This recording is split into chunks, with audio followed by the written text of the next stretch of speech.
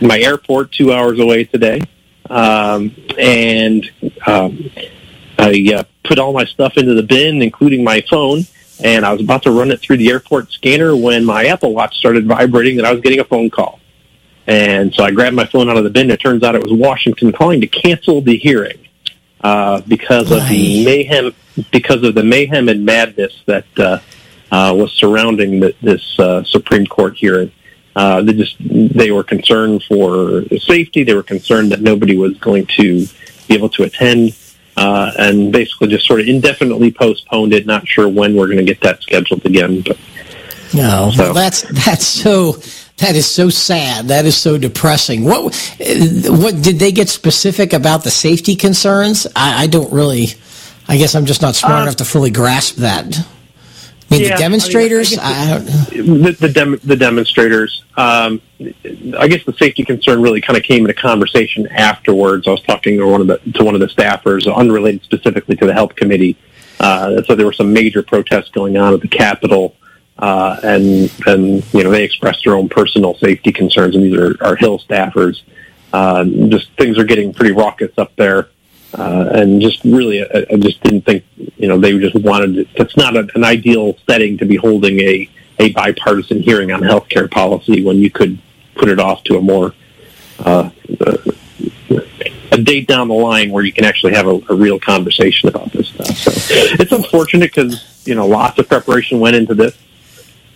So tell us what it takes. I mean, this is not just that you just book a plane, cancel your clinic for the day, and head up there and have a chat. There's a lot more to it than that. Yeah, so the instructions were relatively benign, basically saying submit a written testimony as short or as long as you wish, followed by a one-page summary, and be prepared to give a 5-minute summary orally of your testimony, and then be prepared for 5 minutes of questioning by each of the 22 members of the Senate Health Committee. And so I proceeded to prepare about 15 pages of written testimony and tried to come up with a way to explain everything about direct primary care in 5 minutes and make a splash for everyone. And then, essentially what you're doing is you're preparing for questions from a panel of people, many of whom intend to be running for president, many whom are trying to make a statement on healthcare policy. And essentially you're preparing for what the Republicans probably want to be the closing argument on healthcare prior to midterms, and the Democrats basically saying, using this as an example to say why Republicans should no longer control the conversation on healthcare policy. So, to prepare for this requires a lot of preparation, preparation understanding the content, preparation, just understanding what questions you're going to be asked and how not to walk into a trap. And also, even just getting to the point where you're invited, you have to go through a series of interviews. Initially, just an interview for the person that sort of found you, and then you have to go through a Republican interview, and then you have to go through the Democrat interview. And if everybody feels like you're an acceptable witness, then the formal invitation comes, and that's when the real preparation starts. So this process played out, over the course of probably 2 months. To prepare for this one hearing. Well, and countless hours of prep. I mean, it was more than just writing your testimony. I'm sure you had to prepare for all possible questions, prepare your 5-minute summary. I mean, it's not one of these things that you can ad-lib very much, I imagine. Yeah, well, I like to wing it sometimes. So you're a brave man. Yeah, I'm not afraid to shoot from the hip because you never know what the opening statements are going to be like and whether or not you're going to have to sort of to audible and respond to some comments. But nonetheless, I of course was well prepared for this, and so I hope they do reschedule this sometime in the not too distant future, so we can. It's a shame have a chance because I didn't have a chance to quote chapter and verse on this, but an article I read recently said that healthcare policy was the only topic out of a long list of topics that a majority of American voters in the survey said was important to the midterms. It came up as number one. Healthcare did. So it's sad. I mean, the odds of seeing this before the midterms is probably zero. I wish I felt good about your prospects of getting rescheduled at all. What do you think? Yeah, I don't have high expectations, but I want to point out one thing, just very clear, because we're about to have a referendum on basically single-payer health care. We can call it Medicare for all, although I think that term is disingenuous because they're not proposing a Medicare for all type situation. So I don't concede that term. But what I would throw out very simply is if you want your health care controlled by the people that are running the Supreme Court nomination process and confirmation process, then that is single-payer health care. Those are the same people that will be making your health care decisions for you. The same people that are running the circus up there are the people that will decide what gets paid for, what doesn't get paid for, and how much money is allocated to it, and who gets hired and who gets fired to make those decisions and runs that entire system for you. So if you want that to be your only choice in healthcare, you're single payer in healthcare, then you should. Then you deserve what you get. You deserve what you get because this will play out in every living room across the country. When your healthcare decisions, and don't just think this is a Republican thing. I mean, this pendulum will continue to swing back and forth, and it may be the Republicans in power now, but it's going to be the Democrats in power, whether it be midterms or eventually it's going to happen. And so there will be a constant fight over health care along the lines of what we're seeing in Washington right now. So you may be on the winning side of it this time, you'll be on the losing side of it next time, and as a nation, we'll all be on the losing side of it. Clearly these folks, Lee, place no value on human life, whether it's the single life of a Supreme Court justice nominee and his spouse and his children and his family and friends. They clearly place political advantage over the life of one person.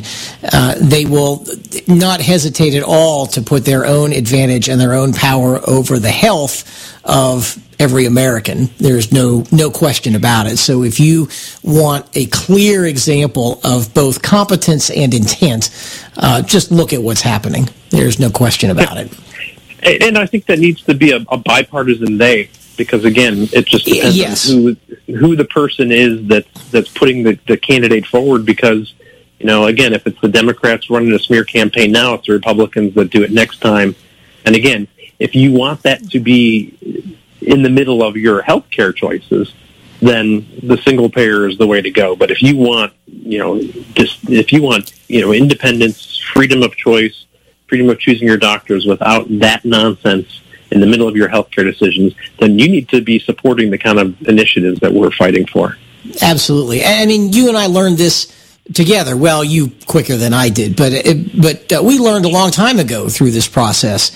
We both started off when Obamacare was getting litigated, thinking that we knew who the good guys were and who the bad guys were, and it turns out that we were both wrong. It turns out they're all bad guys. It was a trick question, and so, yeah, there's no question about it. This is both a Democrat and Republican problem. And, after a dozen trips to D.C., I finally had to realize that. Well, I think I was probably the last one to figure it out. But, I think we all understand that, at the moment, one shoe is on the Democrat's foot and the other's on the Republican foot. But as you aptly pointed out, that can switch over one election. Right. So, in any case, it's just disappointing that we're in this position. I was hoping to be talking to you next week about how the testimony went and what you learned and who you talked to. And I was looking forward to pulling sound bites of your testimony and playing them and saying, well, what'd you think here? Who I reacted to a certain way there? But, hopefully we'll get that opportunity sometime in the future. I wish I was optimistic about what that was going to be. So, Lee, we're coming up on the end of this segment. We've got some other things to talk about that you and I talked about. So I'm hoping you'll stick around and we can do another 13 minutes. You're listening to the Doctor's Lounge on America's Web Radio. Stay with us. You're listening to America's Web Radio on the AmericasBroadcastNetwork.com. Thank you for listening.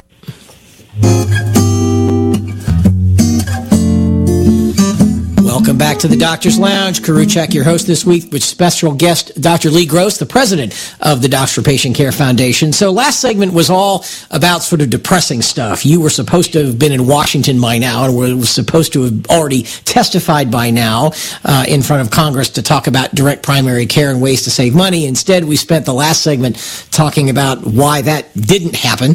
But let's talk about some brighter stuff, because you have made some successful trips to Washington, to the White House, and met with some people and learned some things and taught them some things. So why don't you share that with us and make us all feel a little bit better? Yeah, so good chatting with you again. So,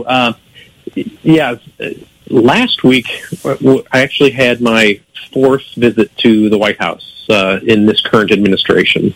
And this one was a little bit different. So the first three visits to the White House basically were at my sort of begging, pleading, asking, pulling strings and seeing however I could possibly get to have these meetings. This was the first time that actually the invitation came directly from the White House without any prior prodding on my part. They reached out to us and said, hey, we're holding a meeting. We'd like you to come to Washington. We'd like to attend, and we'd like your feedback on things. So that was actually, I think, a big moment for our organization to actually have, again, the executive branch reaching out to us and saying, we think it's worthy to have your opinion on this matter. So as you probably are aware, back in last October, the president issued an executive order on health care, and it was basically sort of the choice and competition executive order. He was looking for ways to jiggle the healthcare system in any way he could without having to involve the legislature and changing laws, since clearly at that point Obamacare was not going to be repealed. And he said, what can we do without passing legislation? And so he issued a few directives.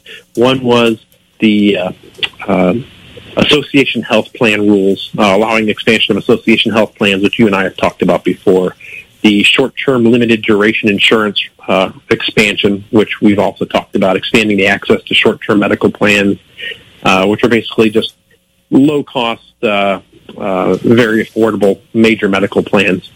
The association health plan basically allows people in a similar industry that may be small businesses to pool together and act as a large business to buy group health plans, even groups across state lines. So it just increases buying power to increase affordability and access to health care.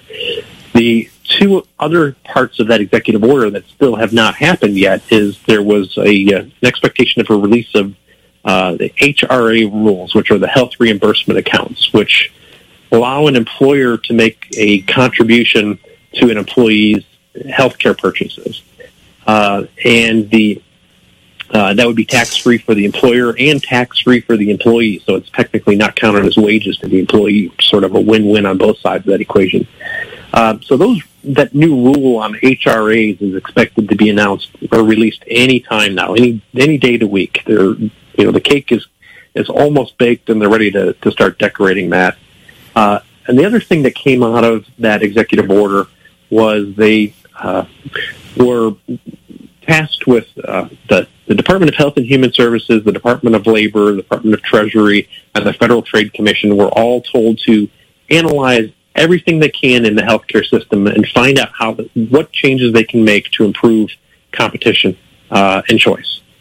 And so they created the Choice and Competition Report, which is not a public document yet.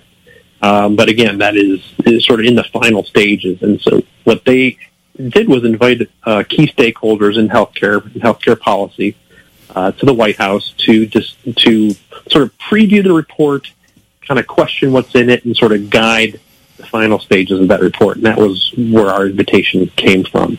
So we kind of got a sense of where the White House is going with this, and we're able to sort of help them sort of put the finishing touches on it, sort of give them some cautions as to where they might make some mistakes, and it was a very interesting process. So we appreciated hearing from all the organizations that I mentioned. They were all represented and had spoke about the process. So I got to put in some plugs about the direct primary care and making sure that the direct primary care interests were represented in those reports. And I think people, when they do actually see the HRA rule, I think that they're going to get it mostly right. And the good news is there's going to be a comment period that they're going to be able to see where they got it wrong and hopefully fix the areas where they got wrong and make them right. And I think when they actually see this choice and competition report, they're going to love it. They're going to love everything in there, because I just don't think they left many stones unturned. From what I'm hearing and what they described, I mean, they really have addressed every major issue and even minor issue that might improve choice and competition. But again, this is just sort of an inventory of what is wrong with the system. It's not an action plan. It's not actionable as it stands. It's going to require legislation. It's going to require more executive action. It's going to require new rule writing and regulations. So, if Republicans do lose, the House or do lose control of the Senate, then essentially you could say take that document and shred it. Yeah. But if you like what's coming out in that document, then I think that makes this election even more important. Again, we're not sort of advocating for one party over another. I'm just saying if you like what's in that document, then that's probably something you want to support going forward. So, who exactly creates the document, and who is the intended audience? Well, I think the intended audience is the American public. Okay, all right. I wasn't sure if this was supposed to go to policymakers in particular, or that there were particular entities who would formally receive this and comment on it, or whether it just goes out with a press release and whoever wants to grab onto it can comment. I'm a little naive on this. I suspect the listeners are too. So I was just asking dumb questions. Yeah. So I think the report itself is actually just an internal inventory for the executive branch to see where they see the problems. So I guess you could sort of see it as a blueprint or a roadmap to, where they want to go or what issues they want to tackle. But it'll be a public document that anybody can see and review. Okay, well, you and I can probably talk about it on the air when it comes out, and that'll be some grist for the mill, I suppose. It sounds like something that's very interesting and coming out, I guess, very soon, like you said. They're just decorating the icing on the cake, I guess. Yeah, that's the sense I got, that this was going to be an imminent release. So, but it was nice to again be able to sort of guide that, particularly as to how it impacts the direct primary care aspect of it.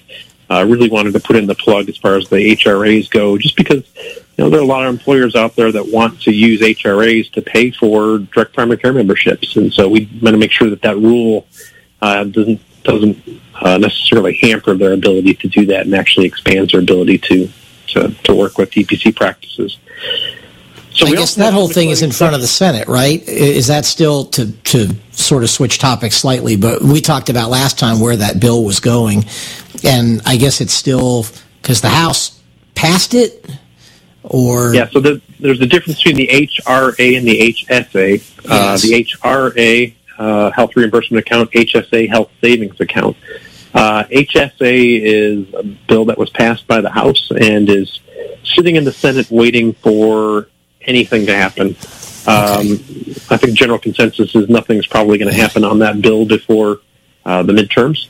But if it does start moving, it still obviously needs lots of work based upon our previous conversations. Gotcha. There's still areas that we're trying to work with lawmakers to try to teach them how to make that a better bill. So we'll keep reaching out to them. And well, we got about 3 minutes and 15 seconds left in the segment. So let's pivot and talk about the upcoming Docs for Patient Care Foundation's direct primary care meeting, because that's coming up in, 6 weeks, I guess?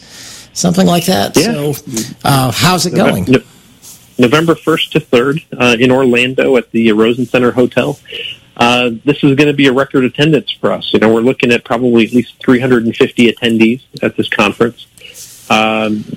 We are expanding the reach of this program, so we're actually having a series of lectures specifically geared towards specialty care. We have a lot of specialists that are trying to embrace the movement, and I constantly get a question, well, how can specialists get involved in this? Well, a lot of what the direct primary care or the DPC docs do is applicable to specialists, but some stuff is not. So we wanted to definitely reach out, expand that umbrella even further and let more people come in under the umbrella. So I think you'll enjoy those talks specifically geared towards specialists. Again, we have the tracks in the program for the people that are newbies at this, or curious, and then we also have tracks for people that have been in this for some time. There's plenty of room for lots of people to learn more, even if you've been doing this as long as I've been doing it. We have fantastic national speakers, so we're going to have a day of just very exciting speakers that you'll really, really want to come and hear. So if you don't have your tickets, go to the Docs for Patient Care Foundation website, D4PCFoundation.org, and look for the Direct Primary Care CME. We're going to be offering CME for this conference. The free tickets are gone, so the tickets that are left are non-scholarship tickets. They are full-price tickets, but those are also going fast. So if you haven't got your tickets, get them soon. We are going to sell out of this conference. Yes, no doubt we will. Both the scholarship tickets are gone, and even the regular price tickets, I agree with you, are going to be gone very soon. I am particularly intrigued as a specialist myself to see what sort of models are out there, because we've been in our ear, nose, and throat practice, we've been, tinkering with the idea. And of course, there's a direct primary care company that we're working with that does primary care, and we're on their specialist board. But I'm very curious because, specialties are so different. You have very cognitive specialties, and you have very surgical specialties, and then you have specialties like otolaryngology that have a lot of both, which is why I love it. And, trying to figure out how to plug those things into a cash-based model that excludes third party is something that I'd like to hear. And I, even as a specialist, I've enjoyed both years, now this being the third year coming up. So, I think it's going to be worthwhile and pretty cool. Yeah, we're really excited. We hope to, again, we're still waiting on a couple, actually one in particular big name speaker is going to make a big splash. So we're looking forward to making that announcement really soon. All right. Well, we've reached the end of the segment. Thanks very much. You've been listening to the Doctor's Lounge on America's Web Radio. Stay with us. The Docs for Patient Care Foundation is your way to join the fight and become a member of an organization created by doctors for patients, dedicated to fighting for your healthcare freedom and preserving the doctor-patient relationship. Get a pen and paper. Write down docs4patientcarefoundation.org. That's DOCS, the number 4. patientcarefoundation.org. Go to our site and please make a generous tax-deductible donation and join the fight today. Thank you. Hello, I'm Dr. Mike Karuchak. Have you ever wondered what doctors talk about amongst themselves? If you do, join us on the Doctor's Lounge and hear the doctors' conversations amongst themselves. Join me and my co-host, Dr. Hal Schertz, every Thursday morning, 8 to 9 a.m. The Docs for Patient Care Foundation is your way to join the fight and become a member of an organization created by doctors for patients, dedicated to fighting for your healthcare freedom and preserving the doctor-patient relationship. Get a pen and paper. Write down docs4patientcarefoundation.org. That's DOCS, the number 4. patientcarefoundation.org. Go to our site and please make a generous tax-deductible donation and join the fight today. Thank you. You're listening to America's Web Radio on the AmericasBroadcastNetwork.com. Thank you for listening.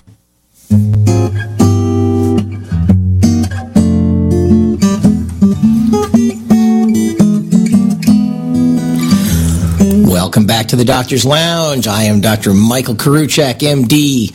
Here is your host today on the Doctor's Lounge on America's Web Radio. Thank you very much for joining us. As you know, if you are a regular listener, we alternate every week with the inimitable Dr. Hal Schertz. And together, supported by our sponsor, the Docs for Patient Care Foundation, we bring you the very best in healthcare policy chat radio. What makes us different? I mean, we've been here over 4 years. We're happy to be here in our 5th year.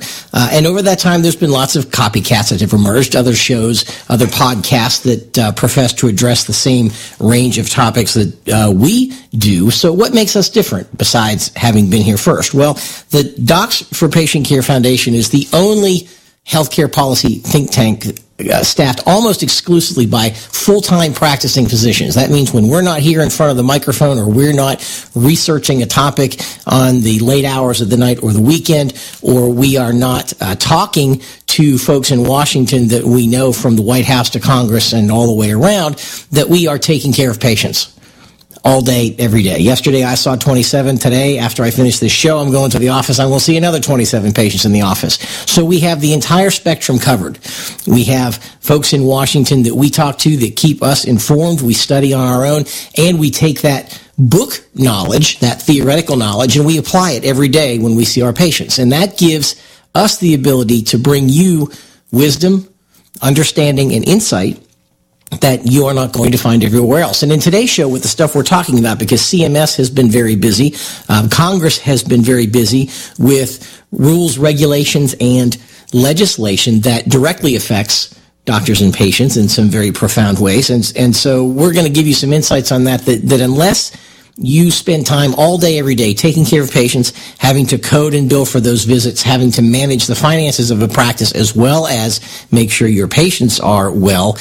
You're not going to understand that unless you do all that, and that's what we do, and that's what we intend to bring to you. So thanks very much for your time. We intend to make this upcoming hour worthwhile. So let's get started, because the segments are short, 13 minutes, and we have a lot of ground to cover. So the first thing we're going to get into is all of the rapidly moving chess pieces that are happening in Congress and at CMS and in the White House that are changing the landscape, or at least propose to change the landscape significantly with regard to healthcare and direct primary care, which, as you know, if you listen, is one of our major talking points, perhaps the major talking point that has emerged over the 4 years that we have been a foundation and the 4 years that we have been doing the Doctor's Lounge radio show. So let's talk about Congress first.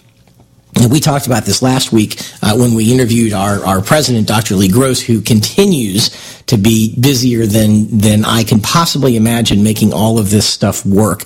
And we're going to replay in the latter half of the show the interview that we had with Lee, because it is such an important thing for you to listen to and know and understand. If you've heard it once, it's worth hearing again because of the sheer density of information. And if you haven't heard it before, but please, you've got to listen to the entire hour, even in pieces if you have to, and understand the stuff that Lee had to say. But we're going to present sort of the sequel to Lee's interview first. The direct primary care legislation we're talking about is that legislation which allows individuals to use their health savings account money, pre-tax money, to pay their annual direct primary care fee. Remember, direct primary care, very briefly, if you haven't heard already, sort of gets around insurance almost completely for your care, and does get around it completely for routine care. You pay your primary doctor a regular monthly fee for essentially unlimited access. And access to a range of services, which includes, of course, doctor visits, but it is also going to include, potentially, but not always, routine labs. You get a sprained ankle and you need a splint. You get a cut and you need sutures. those sorts of basic primary care things, that range of services is available for a flat monthly fee, which is far less expensive than your insurance. And then wrapped around that is cash fees for things like CAT scans and more exotic labs, and then wrapped around that is a catastrophic insurance policy that covers the God forbid events such as cancer and car accidents and that sort of thing.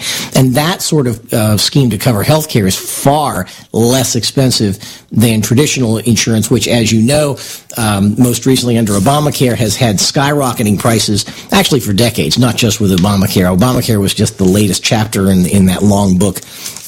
But direct primary care reverses all that, makes healthcare far cheaper, and this legislation allows you to use pre-tax dollars in your healthcare savings account to pay the monthly fee for direct primary care. So last week, when we talked to Dr. Gross, and you'll hear this again later in the hour, this bill got out of committee. It had some significant issues. The two biggest ones being a cap on how much the monthly fee can be, and even worse, strict limits on what a direct primary care physician can provide for that monthly fee. And that limit was limited to what we call E&M services, or evaluation and management services. That means your doctor could see you under a monthly fee, but couldn't do anything else. If you need labs, you couldn't do it. If you needed your ankle wrapped because you sprained it and an inflatable splint put on it, they couldn't do that. And so there was, stitch up a cut on your arm, couldn't do that.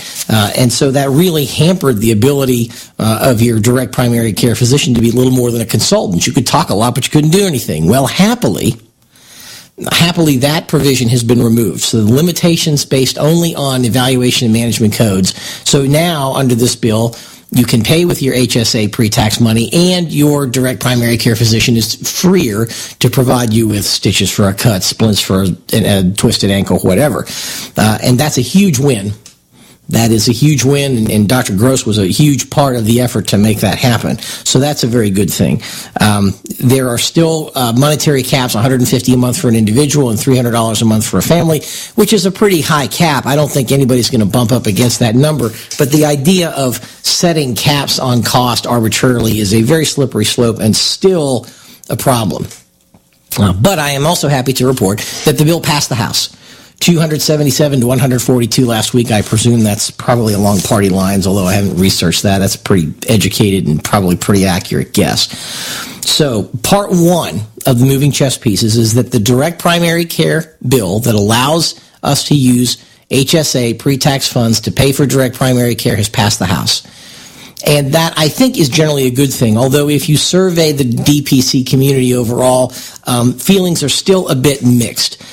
Congress has still demonstrated its ability to screw up a one-car funeral here and keep some limitations on direct primary care paid for by an HSA that cause some problems. And some of those problems have to do with conflicts between this federal proposed law and state laws, which I think in about almost half of states now, to allow direct primary care. There is some conflicting language that is still threatens to create a problem. So part one of the moving chess pieces.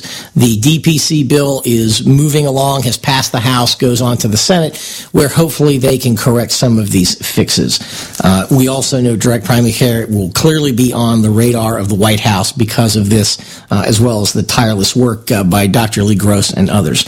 So that's part one. Part two is something that you may have heard on the news that doesn't make a lot of it doesn't. You don't notice it very much unless you understand the context, and it has to do with this archaic sounding thing called a short-term limited duration insurance policy. And this is something that Obamacare sort of allowed but had a lot of restrictions on, and the Trump administration has issued a lot of executive orders to expand this. And this will really help consumers. It will especially be helpful with direct primary care, because remember, as I said a few minutes ago, to have full health coverage under direct primary care, you need, number one, your DPC doctor and a monthly fee. Number two, your DPC doctor has already negotiated highly discounted cash prices for more exotic, unusual services, such as if you need a CAT scan of your sinuses or your abdomen, let's say, that cash price has been pre-negotiated. So that's kind of the first layer around the core DPC. And then the second layer is this catastrophic only policy to cover the God forbid events like car accidents and cancer and that kind of thing. And that's where these short-term limited duration insurance policies come in, because those are ideal to purchase a catastrophic policy. So you are now covered at all levels of care, from the routine to the somewhat unusual to the highly unusual and potentially devastating. There is now a plan for any of those situations. And the Trump administration has recently expanded the scope of short-term limited duration insurance so that you can renew it up to 3 years, which is quite a long time, and things will change after 3 years. So 3 years is a reasonable number to work with. So those are the major legislative and regulatory chess pieces that are moving around in the short term. In addition, we've got some things that CMS is doing in the proposals for 2019, and some of these proposals are pretty radical. They're pretty impressive, I've got to say. Probably the biggest one are the proposed coding changes for physicians proposed for 2019. Now, before I explain what the changes are, you sort of have to understand where things are currently. And if you're a doc, you understand this already, so bear with me. If you're not a physician, you need the walkthrough here so that you understand the significance of what CMS is proposing for Medicare. So when your physician sees you as a patient in the office, they bill insurance for that visit, of course. That billing is expressed as a code. It's called a CPT code, and it's for doctor visits, just the visit, not any other service. There's basically two types of coding schemes. There is the scheme for if you're a brand new patient to that physician or that practice, and within that scheme, there's level 1 through 5. So level 1 is a super easy visit. You had wax in your ears or something really easy, or you had a, scrape or something, and then those move on up to highly complex things. You're a hypertensive diabetic with heart disease and a new diagnosis of cancer. That would be a level 5. So level 1 is really easy, 2, 3, 4 in the middle, and level 5.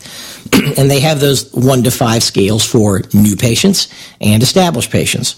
And as you might guess, payment for the established patients is less than payment for the new patients, because you know the new patient already. You don't have to start a database from scratch. The staff doesn't have to work as hard to get them in the system. And so, understandably, new or follow-up patients pay less than new patients. Now, under the current scheme, and I have to look these numbers up, I wrote them down, so pardon the paper rattling here, there is a range of services that run, again, from 1 to 5 with escalating amounts of amounts. So, for example, for a new patient, the current values range from $45 for an easy level 1 visit up to $211 for a highly complicated visit. So we've already reached the end of the segment. We'll pick it up in segment 2.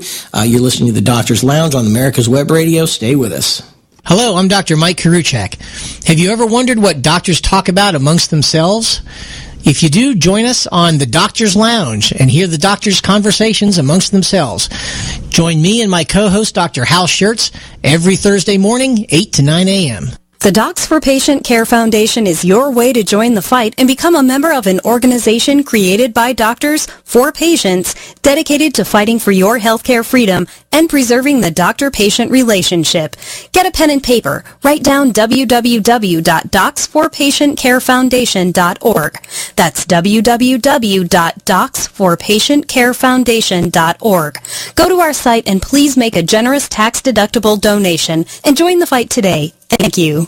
You're listening to America's Web Radio on the AmericasBroadcastNetwork.com. Thank you for listening. The Docs for Patient Care Foundation is your way to join the fight and become a member of an organization created by doctors for patients, dedicated to fighting for your healthcare freedom and preserving the doctor-patient relationship. Get a pen and paper. Write down docsforpatientcarefoundation.org. That's DOCS, the number 4. PatientCareFoundation.org. Go to our site and please make a generous tax-deductible donation and join the fight today. Thank you.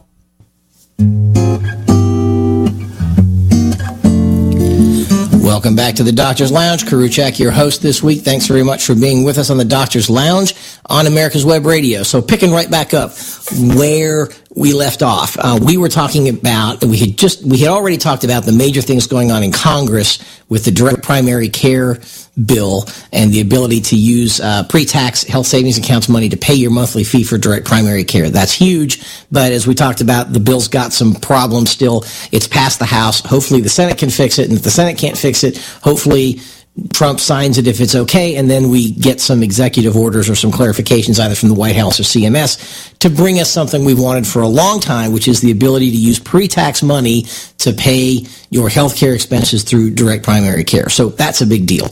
Coupled with that, we talked about executive orders from the White House expanding the use of short-term limited duration insurance plans that provide an excellent route to get catastrophic only coverage outside of the minimum essential benefits provision of the Affordable Care Act. And we may not have emphasized that enough in the last segment, so let me go over that again. We're talking about the short-term limited duration insurance that is inexpensive and allows you to go around the requirements, circumvent the requirements in the Affordable Care Act for minimum essential coverage. Because remember, that was one of the main problems with the Affordable Care Act was two things. One is it forced you to purchase insurance, and that's since been repealed, was in the tax cut bill. The second was it defined exactly what that insurance had to be. So there was no purchasing minimal coverage. This was, maximal essential benefits, basically, which did things like make folks in their 60s and 70s pay for birth control and child care services and that kind of thing. So now you can trim all that out and do a short-term limited duration insurance that allows you to get around the minimum essential benefits. So that's huge. And in the direct primary care paradigm, allows you to purchase a wraparound catastrophic policy for a lot less money than a Obamacare compliant policy would be. So those two things are huge. We talked about them in the last segment. We're moving on to what the CMS is doing for Medicare and the proposals for changes in Medicare payments for 2019.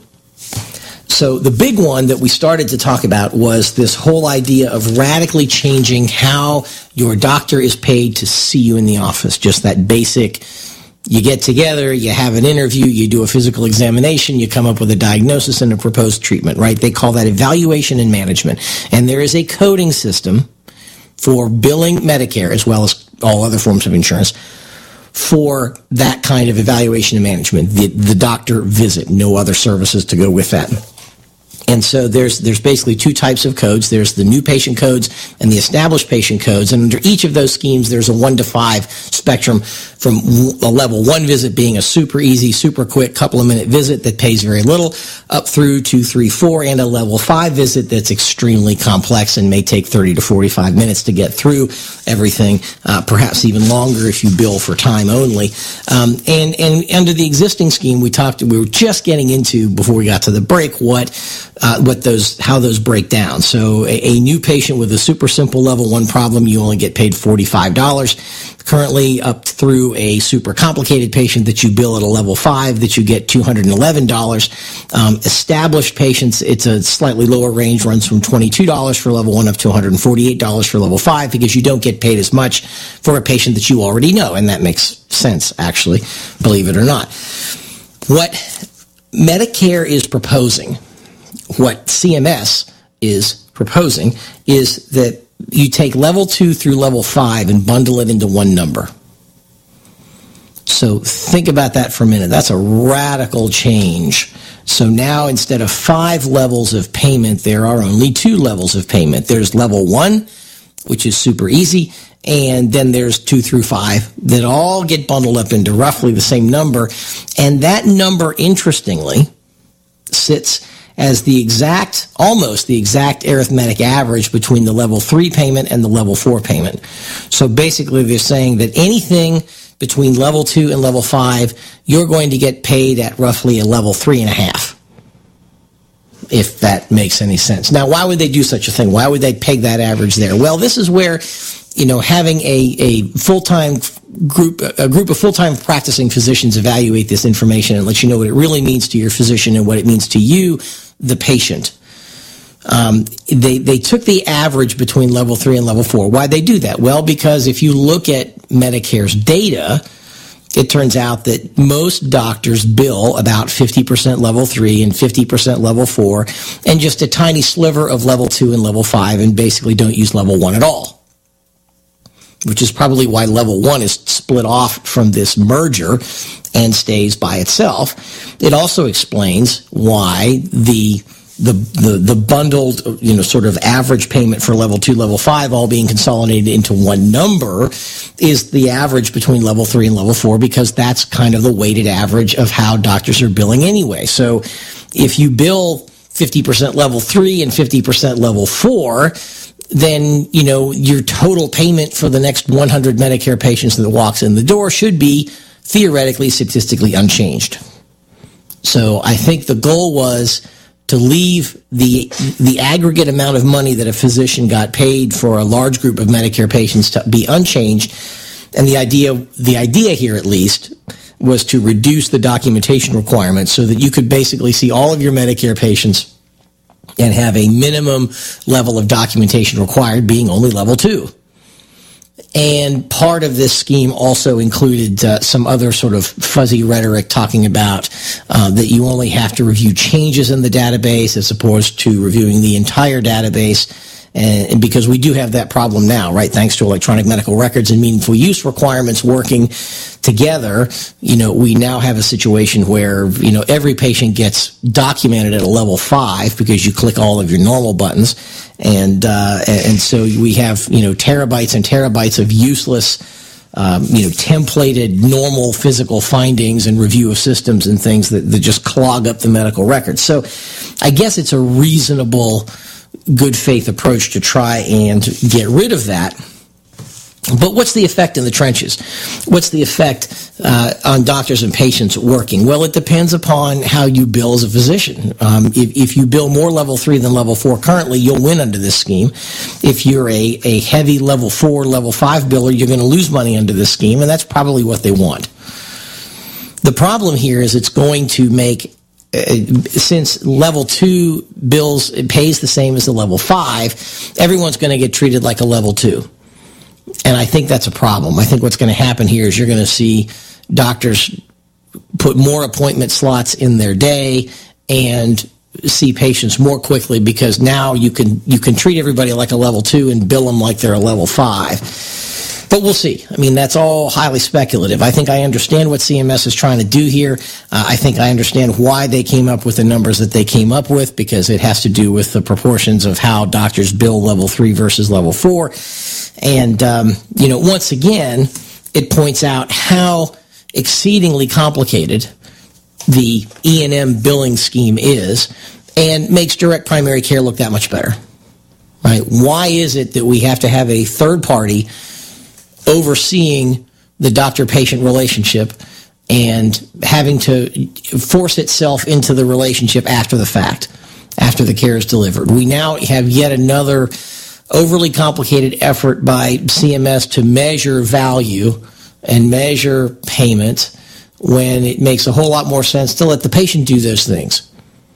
Right? It makes far more sense to have a direct primary care arrangement where the patient pays a certain amount per month for essentially unlimited access, and the patient can decide how much that doctor's worth and if the price is appropriate or it's too high, and has the chance to vote with their pocketbook.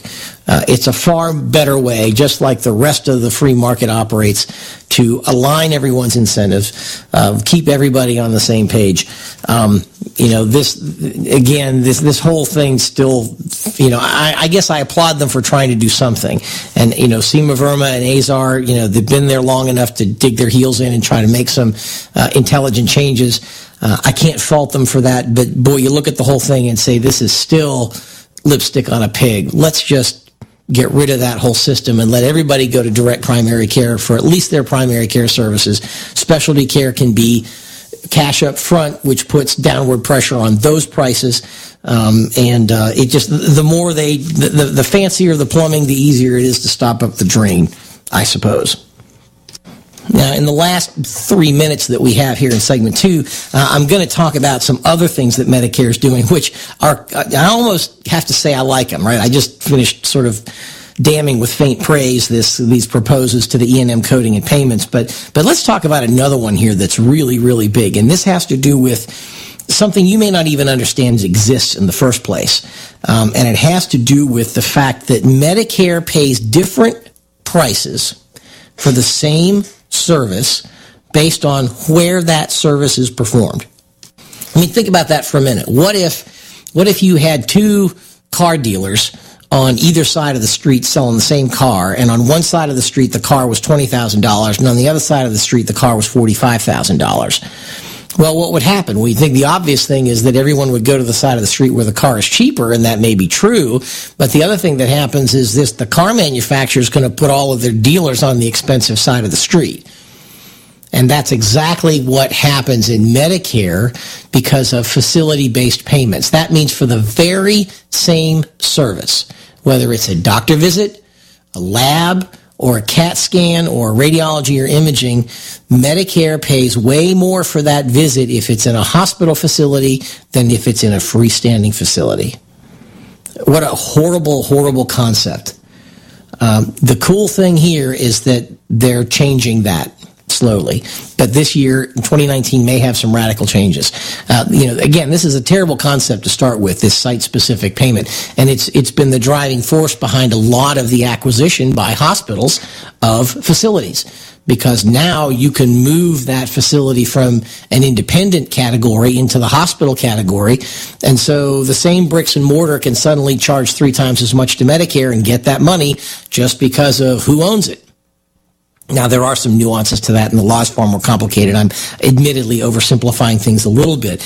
But what Medicare is now proposing for clinic visits, at least to start, for clinic visits to pay the same amount of money, right? Right now, for your average clinic visit, if you get that visit in a doctor's office, the average payment is $46. In a hospital facility, it's $116.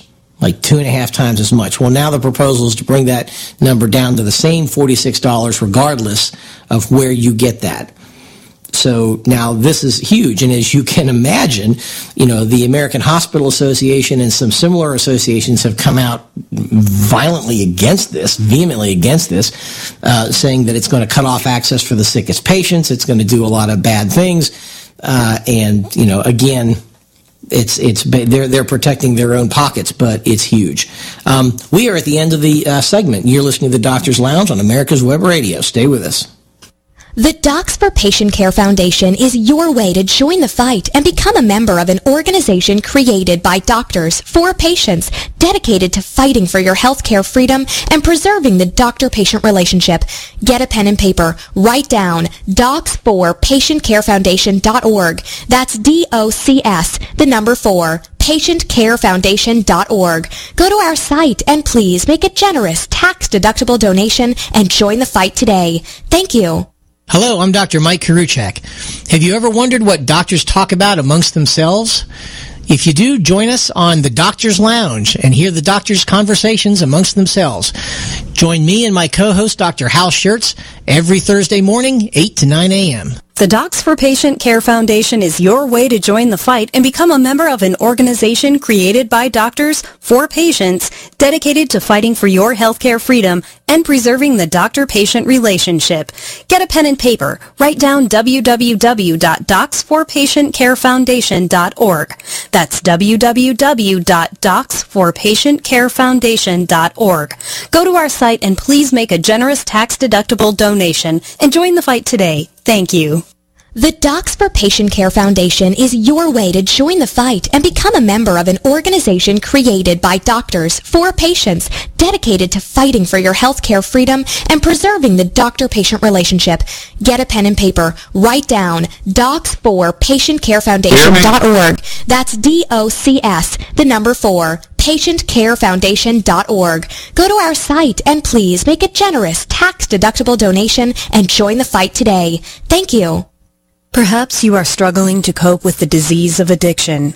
If not, you probably know a family member or friend that needs help in battling the cravings and the personal and professional damage done by the effects of drugs or alcohol. Get a pen and paper and be ready to write down the following. These are the issues that the trained staff at the Atlanta Healing Center address and treat every day. Their doctors and counselors with over 40 years of practice in the field of addiction can treat the suffering individual in a thoughtful, compassionate, and experienced manner and guide him or her along the path to recovery. So call 770-696-9862 and speak to a knowledgeable staff member about how you or your loved one can be helped to enjoy a better and healthier life. More information is also available on the website at www.atlantahealingcenter.com. Hi, I'm Dr. Mike Karuchak. Join me and my co-host, Dr. Hal Schertz, every Thursday morning at 8 a.m. and listen to the Doctor's Lounge, where you get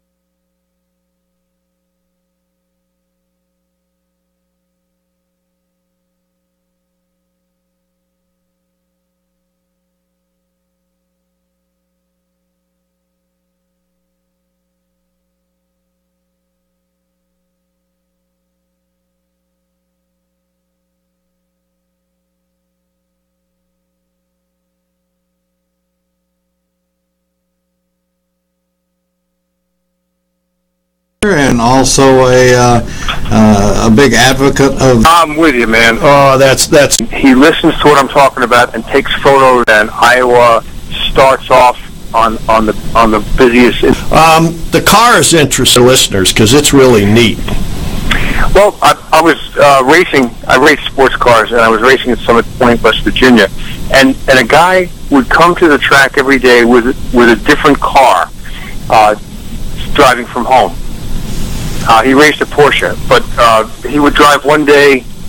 The first day I saw him at the track, which was like on Friday, I guess, he had a Hudson Hornet with a 5-speed and a turbocharger with an SU carburetor. Holy mackerel, that's kind of a weird combination. With a Hudson Hornet motor. Yeah. And it looked like a daily driver. And the next day he drove up in this Model T. And it was not the T we used on the trip. It was another one. It had kind of a torpedo back on it. And it had a roof, ROOF, a roof overhead valve conversion, 16 valves, 4 valves per cylinder. And this was built back in the day. This was a high performance part. And I said to him, I said, "Hi, my name's Tom Cotter." He said, "My name is Dave Coleman." I said, "Man, you've got an eclectic taste in cars." And he said, "Well, at lunchtime, come over to my house. I don't live a mile away, and you can see what I've got."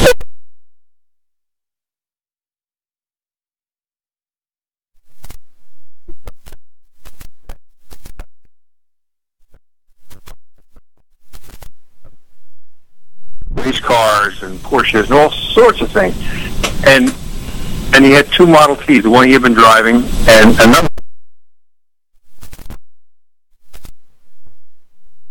And he looked at me and he said, "So have I." I said, "Really?" He said, "Yeah." That's great. So, okay, I put that in my memory bank. And then I called him like 2 weeks later after the racing weekend, and I said, "Dave, are you serious about that?" He said, "I'm dead serious." So it took about a year to put this together, but it happened, and it was spectacular. Yeah, it's incredible, and he's done some upgrades, I believe an alternator, if I remember rightly, and a couple of other things, but that's it on the car. I mean, it's the original transmission and the whole shebang. Yeah, it was the transmission had Kevlar bands installed. I think the original ones might have been leather. Mm-hmm. It had an overhead valve conversion, a radio overhead valve conversion, which theoretically doubled the horsepower from 20 to about 40. It had a fish carburetor. It had headers, electronic ignition. It had, and he's a wizard. He put front disc brakes on it, and he made his own hydraulic rear brakes. So it had much better braking than any Model T ever had. And these upgrades were made because we were driving across. Well, the Lincoln Highway, once you get to Wyoming, becomes Interstate 80, and the speed limit is 80.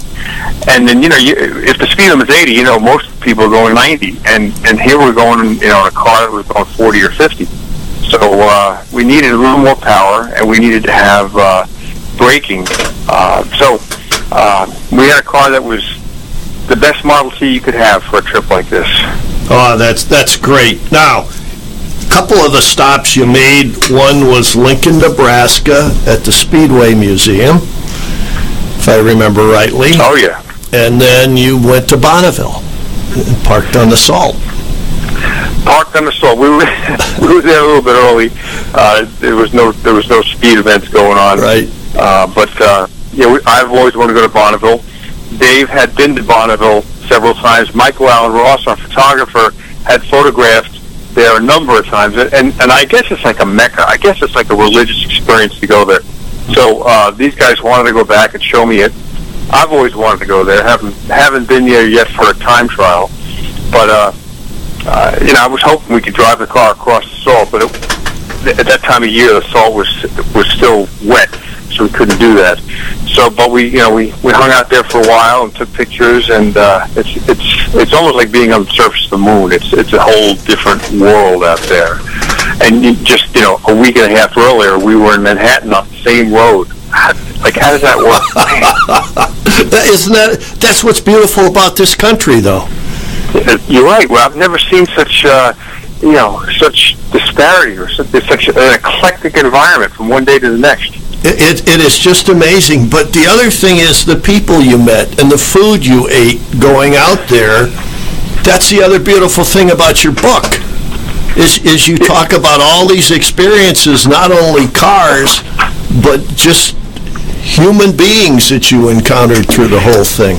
Well, my feeling has always been, with all my books, is that, cars are hardware, and you can only talk about hardware for so long before people's eyes start to roll. But everybody likes to hear human interest stories, and so cars have are to me a catalyst for great stories about people. And so, just driving a Model T across the country would not have kept my interest very long, and I don't think it would have kept the interest of the readers either. So, we made a point of staying as often as possible in period hotels or some other kind of lodging, in eating in period restaurants, and then just trying to meet people, the people who lived across country on or near the Lincoln Highway, farmers and store owners.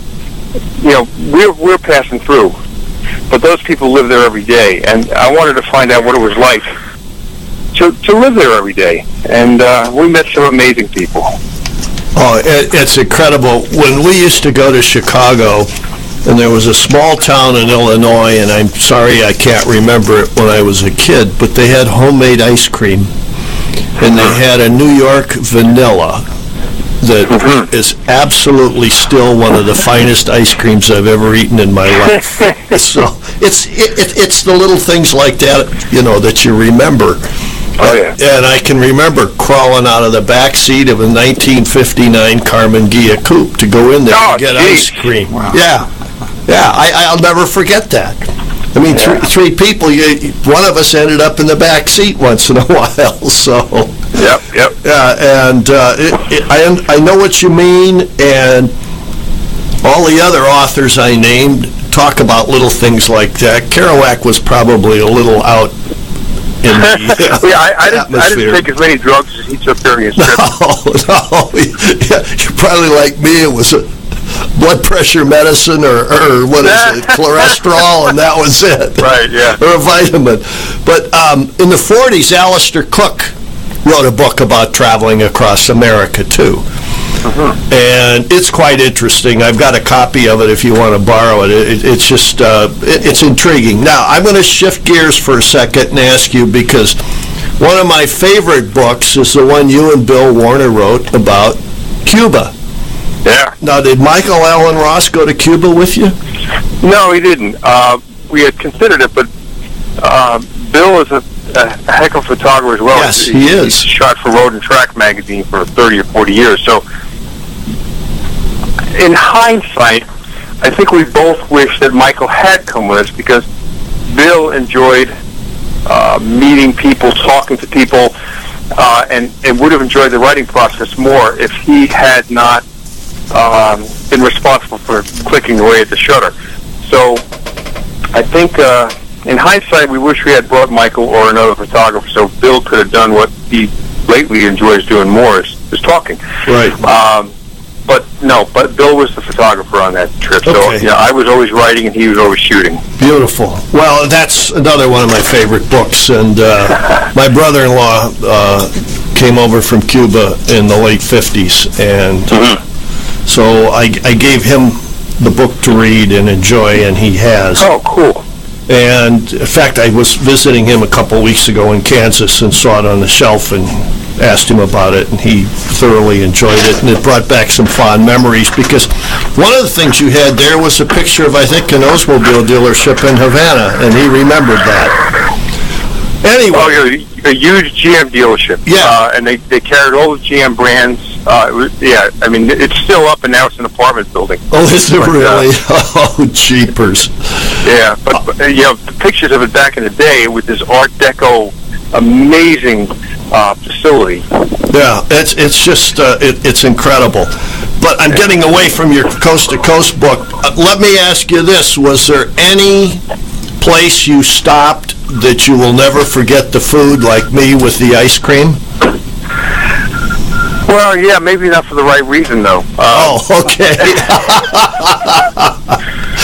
It was outside. It was in Pennsylvania, not far from Man's Choice, and then apostrophe S Choice Pennsylvania, which was where we spent our first night. And it was near the Flight 109 Memorial. Okay. The Flight 109 crash. Yes, I remember that in the book. On 9/11. And there was a place there that had a big sign, a mile before you get there, world's famous ham sandwich. I said, well, what the heck? Might as well give it a try. I mean, a ham sandwich is a ham sandwich, but if these are world famous, let's give it a shot. And they hand-cut ham so thick that this sandwich was, no kidding, between the layers of bread, 3 inches thick. Wow. You couldn't eat it. And, and it was a weird place. They served beer there. It was kind of a bar, and they allowed smoking in there, which was, man. You're breathing in smoke while I'm eating lunch. And people were watching the dating game, which was like 45 years old. People sitting in the bar were watching the dating game from the 60s. They said, this is the weirdest, this is like surreal. This can't be real. Let's leave that thought for a minute. We've got to take a station break, and we'll be right back. Your auto love and investment demands the best, and for 45 years, Passport Transport has been meeting those demands. From manufacturers to the one-car collectors and all other facets of the auto industry and antique auto hobby. The first and the finest with unequaled service and peace of mind. Passport Transport, your auto transportation company. Contact PassportTransport.com with your need today. Passport Transport. My name is Kyle Hayes, a motorsports student at Alfred State College. Every year, Alfred State students compete in the Great Race, which is a cross-country time endurance rally for vintage vehicles. As you can imagine, it's pretty costly. I'm asking for your help. Your donation can make it possible for these students to live their passion and promote the vintage automobile industry. Please visit our site at give.alfredstate.edu and search Great Race to learn more and help us reach our goal. Thank you. Hi, this is Steve Rinaldi on America's Web Radio. Just talking to you about antique car insurance. I think that if you're looking for the best coverage for your classic car, consider J.C. Taylor Insurance. They've been my insurer for years in this hobby and have the top rating of all of the insurance companies in the hobby. When you get ready for insurance, call J.C. Taylor or visit jctaylor.com on the internet. You're listening to America's Web Radio on the AmericasBroadcastNetwork.com. Thank you for listening. Tom, we're back. We're back. I'm going to have a ham sandwich for lunch, but it probably won't be that good. Well, you did this trip coast to coast, and then a couple of weeks ago when I'd emailed you, I saw something on either the website or Haggerty's or somebody that said that you had driven your 289 Cobra to Alaska.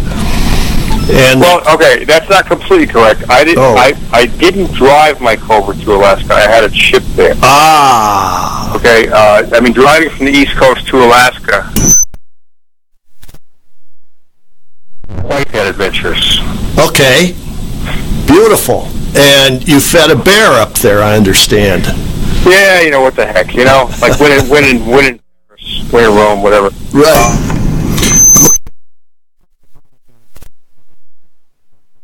You're listening to a repeat of the Classic Car Show on America's Web Radio, and we'll be live again next week with James Dunce from Bell Performance. We appreciate you listening to America's Web Radio. So we started to plan in earnest about, say, 5 years ago, and we did it this year. 2 guys shipped their cars. Well, they drove their own trucks and trailers all the way from the East Coast up to Anchorage, unloaded the Cobras, and that's where I had my car shipped up to with a commercial carrier. And we started to drive. And then the 4th guy lives in Kenai, and he shipped his Cobra up from the lower 48 to Alaska in December, which was the first Cobra ever in Alaska. Cobra Shelby Registrar, Ned Scudder, has no record of a Cobra ever having been in Alaska. Wow. So that was the first one, and we were the first 4. And it was a spectacular trip. It was, if you think about Switzerland or Austria having beautiful Alps. They have nothing on Alaska. It was just fabulous. That's wonderful. And now, tell me about the bear. What happened? The bear. I was up there driving. We planned on driving for a couple of weeks. And so my son joined me for the first week. And we were told by residents, everybody we talked to, don't leave any food in your car. So my son and I were very disciplined about not leaving a single speck of food in the car. But he left to go back to work after the first week, and a buddy of mine, Shelby enthusiast, Woody Woodruff, joined me for the second week. And I didn't go over that warning about don't put any food in the car with Woody. I didn't think of it. And so Woody brought along Fig Newtons, which seems to be our road trip food. Woody and I eat Fig Newtons when we travel. And so he brought some from Charlotte and left them in the car overnight. And a bear sniffed them out. They say that a bear's sense of smell is 6 times as strong as a bloodhound. And she sniffed out the Fig Newtons, and I woke up in the morning, I had a hole in the roof. And all I can say is, thank God that he only destroyed the roof, because I needed a roof. Okay, big deal. I have a few dents I think that could be massaged out. But, a bear will break into a sedan, a modern SUV, just because they can smell a gum wrapper. So he took the course of least resistance. He went through the fabric top and took Fig Newtons and was on his way. And so the damage I have is minimal. He could have easily torn the doors off the car. Or eaten the seats. Yeah, so he got mud on the seats. He got mud on the body. But it's it's a good story. I'm waiting for Nabisco to send me an endorsement deal because he's got more publicity for Fig Newtons than they've gotten in a half a century. But so far it hasn't arrived. Yeah. You're talking to a guy that has an affinity for Fig Newtons. Is it because we're runners? Is that what it is? Is it the runners part of it that does it, or does Woody run? No, Woody. I gotta say, Woody is a long-time friend of mine. Yeah. Did he work for Penske? And Woody's got pancreatic cancer. Oh no! And you know what? We're trying. All his friends are trying to get him involved in lots of things. Yeah. Wow. So a trip to Alaska. Woody bought a 1967 GT350 Shelby Mustang new because he got his draft notice. And he was going off to Vietnam. He said, well, I better get it now because I may never get it, a chance to drive one again. Well, he still has that car today. So he is a Shelby enthusiast through and through. Wow. And so a lot of us are making sure he stays actively involved in the hobby. Good for you. Yeah. Did Woody work? Was he the Woody that worked for Penske? No. Okay. No, Woody Woodruff lives in Charlotte. Okay. Had an industrial type job. Okay. But he helped. I put on a big party at my house every year. It's called Tommy Woody Party. And it used to be about my Woody wagon, but now it's about Woody Woodruff. Ah, that's great. That's wonderful. Any other special things that happened in Alaska? Well, let's see. I understand you had to put a U-joint in or a steering knuckle or something? No, I had some clutch problems. But here's interesting. The bear attacked my car in Girdwood, Alaska, which is it's about an hour south Fight Road from Anchorage, and it's where the Alyeska ski resort is. So we rented a ski condo for a night, stayed there, and that's where my car got attacked. Well, that's also where the clutch started to give me problems. My Cobras have hydraulic clutch actuation, master cylinder, slave cylinder, and it started to act up, and the slave cylinder blew out and all the fluid was gone, and so my clutch didn't work. And there's no repair shops, there's no dealerships or anything like that. It's a little tiny resort town. But there's a little airport. And so I saw little planes coming and going through over the trees. I thought, where there's an airport, there are passionate people that love machines. And so I made my way over there with no clutch on the Cobra, and I asked a couple of owners hangers. Could I borrow their hanger and use it for a shop? Sure, use it. And I met the most fascinating guy, a guy named Ward, who I'm going to try to write a story for Outdoor Life or Gentleman's Quarterly or something like that, because he's got such a fascinating story. But he goes into, like, if a plane, there's so many planes in Alaska, if they crash on a mountain or crash on an island somewhere, he goes and rebuilds them in the bush and makes his own runways and flies them out again. Good heavens! He's like an air pirate, like a cowboy. Rules don't matter. Just a fascinating guy, and he was a hot rodder in California until the Alaska Wild kind of drew him to move up there, and now he's building hot rod airplanes. I mean, or repairing this. It's just an amazing story. So he let me use his shop, and I repaired my car. I had a spare slave cylinder in the back and hydraulic fluid. So what could have been a real bummer wound up just being a little speed bump, and I was on my way again. Beautiful. Now, was that a Ford part or an AC part, the slave cylinder? Well, it was an AC part, and I always carry a slave and a master cylinder in my trunk because I've had this problem before. The problem is that the under the hood in a Cobra gets so darn hot that the rubber seals just kind of blow out after a while. So I always keep their spare parts, and thank God I had them. You ever thought of a heat shield?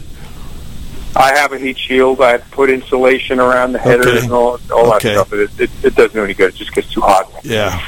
So I was back on my way in not a lot of time. It worked out well. That's neat. What you and Peter Egan wrote an article in Road and Track about you picking this car up, if I remember rightly. Oh yeah, you have a good memory. Thank you. About what was this? About 15 years ago or 20? 18 years ago, I think. I sold my agency. I had a motorsport marketing agency, and I sold it. And I told my wife, it's Cobra time. I mean, I've been dreaming about this car since 5th grade. I'm going to buy a Cobra. So I flew out to California to look at a 289, and that's the car. Painted wire wheels, no roll bar, no side pipes, just a plain Cobra, that's just what I wanted, a plain car, not souped up. Narrow body. So the owner, I said, okay, I'll take it. And he said, well, how are you going to ship it home? Who's going to ship it for you? I said, I'm going to drive it. And what? What are you, crazy? Yeah, maybe. So this was in January, and I said, can you store the car for me until probably May? Because I figured May, it would still be relatively cool in the desert, but and it wouldn't be terribly cold in the mountains. So May turned out to be a good time, and which is why, by the way, I chose May to be the time I did this Model T trip. Mm-hmm. It just happens to be a good time all across the country. We got as cold on the Model T trip as 28 degrees and as hot as 100. But, to have gone earlier or gone later, it could have been even worse. So May's a good time. So Peter and I got in this Cobra. As Peter said in that story, which is brilliant, he said, I got out of a westbound jet and into an eastbound Cobra. and we drove across the United States nice and slow. We took it, I think we took 9 days to go across. And we took 2-lane roads the whole way. Wow. And it's funny, you remember that story.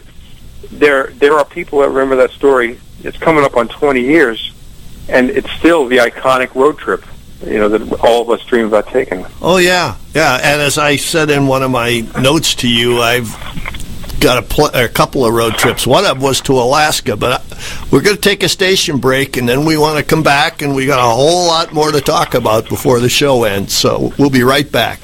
All right. 45 years of experience is behind the most trusted name in auto transportation. Passport Transport, the first and finest today. That's why Passport Transport is the preferred auto transport for major auto manufacturers, concours, museums, tours, and collectors, and should be your choice from across the state to across the country. When you have the need, go to PassportTransport.com and enjoy the peace of mind referenced experience will give you. Passport Transport. This is Lawyer Liz. Join me each week as we discuss drones, the Internet of Things, and all the technology in between. It's Buzz Off with Lawyer Liz, Wednesdays at 2. This is Dr. George. Join me Wednesday mornings at 9 a.m. for Medicine on Call, where healthcare, business, and current events connect. Hi, my name is Steve Ronaldo, host of the Classic Car Show on America's Web Radio, talking to you about antique car insurance. In this hobby that I've been part of for years, not all insurance companies and insurance coverage is the same. I would suggest that you call J.C. Taylor or visit jctaylor.com to find out some information about some of the best antique car insurance you can get, such as agreed value insurance for your classic car. Again, when you get ready to insure your classic, antique, or even your street rod, call J.C. Taylor Insurance or visit jctaylor.com. You're listening to America's Web Radio on the AmericasBroadcastNetwork.com. Thank you for listening. And we're back with Tom Kyler, and we're sharing some stories with him about his road trips. And the current one that we're discussing is one that took place about 18 years ago with Peter Egan. And that was your trip across the United States, and I guess we'd call them Blue Line highways.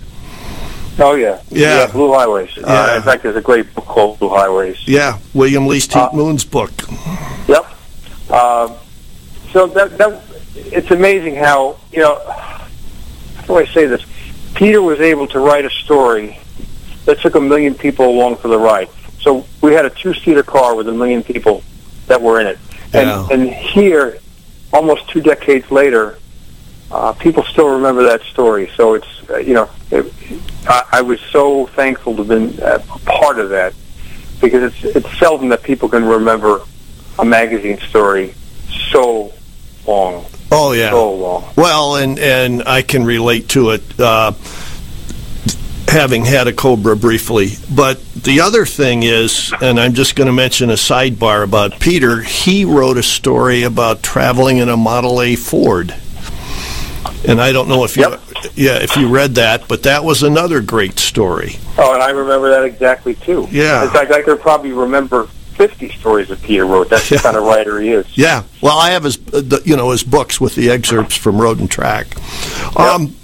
What about future road trips for Tom Cotter? Well, I'm looking. I know the road trip I want to do, and I'm looking for a reason to do it. And I want to do a road trip from Key West, Florida, to Dead Horse, Alaska, which is the longest trip you can make in the United States. So, it's the big diagonal. Yes. But I want there to be a purpose in that trip, not just to take it, but I want it to be a purpose that I'm delivering a car from Florida to Alaska for somebody. There's got to be a real organic reason for it. So I'm going to spend some time trying to invent a reason. Okay. Just tossing an idea out, possibly as a fundraiser for something like pancreatic cancer. That could be pretty amazing. We have a race here every year, a 5K that I run with pancreatic cancer support. We do it to support pancreatic cancer. And one of the beautiful things is they have a pancreatic cancer sufferer that's in remission that talks at each year. In fact, we just finished the race, I think it was about a month ago. It was probably a little longer than that. It was around Memorial Day weekend. But that might be one thing, just as a thought when you mentioned Woody and his situation. Yep. That's a great idea. Okay. There could be some, I don't know how many miles, it's got to be 6,000 to 7,000 miles. Maybe there's some kind of mileage goal for fundraising or something. Yeah. Well, and stopping and visiting people that have the unfortunate situation. And there's got to be a car as well that's kind of intriguing, and I've thought about a Citroen 2CV, which I'm not sure I'm going to live long enough to make a trip like that in a car that slow. I thought about a Volkswagen Beetle or a Volkswagen Bus.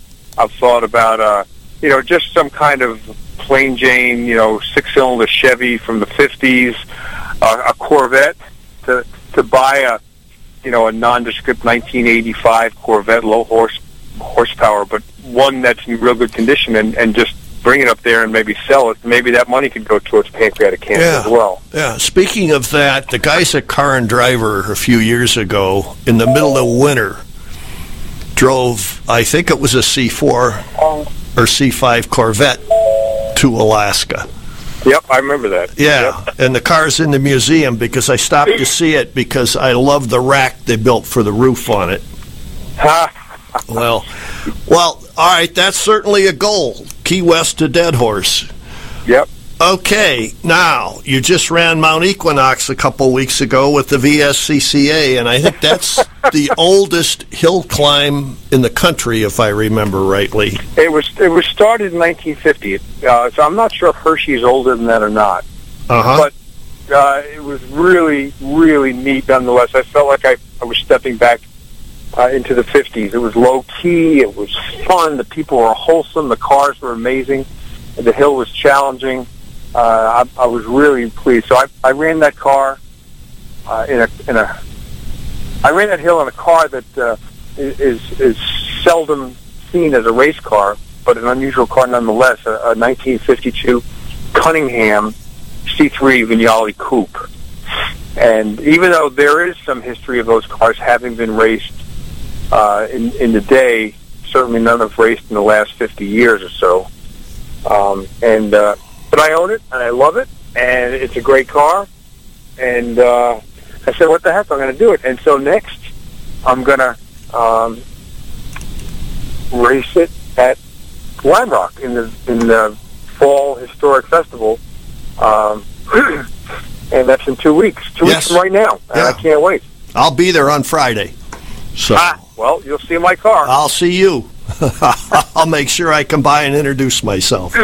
Yeah. Well, I was there, I think, on our last radio show with you. I talked about you were there at the Cunningham meet when you had all the C3 coupes there, and I remember that well. And then, of course, we were talking about the red and black coupe that somehow got involved in a divorce, and the wife got it. Oh, yeah. By the way, I have to tell you, that red and black coupe, which belonged to Bob Lutz, right? Automotive executive Bob Lutz, his wife got that car in a divorce. This past June, I was part of Chuck Schoendorf and myself put on at the Greenwich Concours d'Elegance the largest Cunningham gathering in history, which of the 35 Cunninghams on Earth, we had 33 there. Wow. Including, the Lutz coupe. Denise Lutz brought it from Kentucky. And so there are 25 Vignale coupes that were built, and 25 still exist, and 25 were there. And the rest of the cars were race cars. It was just a spectacular event. And but I got to see that car in person. Well, I think you drove it one time, didn't you? I did drive it. I went down to Kentucky and did drive it. And boy, that rascal is a peppy little guy. It has a 4-speed Muncie gearbox out of a Corvette, which was installed back in the 50s. So it's a period-correct modification. And compared to the clunky 3-speed Cadillac box that I have, that car drove so nicely. Yeah. Whoa. Yeah, well, and I remember the car has Hillebrand or mag wheels on it. It does. Yeah, it does. Yeah, it's just all period correct, and it's beautiful. Yep. A lot of Vignale-bodied cars came through with a black roof and a red bottom on them. So I've got to say you're very fortunate to have one. I am so fortunate because I have to tell you, besides admiring and hoping for a Cobra one day, starting when I was in 5th grade, in my mid-20s, I admired and hoped someday to have a Cunningham. And I dreamed about, I met Briggs, I met his daughter, and I met his wife, and I met his son, and I met his grandchildren, and I had all the artwork, and I had everything to do with Cunningham's, but I knew that I'd never have one because there's so few made. And I happened to mention that to a friend one day. He asked me, what would be your ultimate barn find? I said, what would be a Cunningham? But there's none around. He said, I know where there's a Cunningham. What?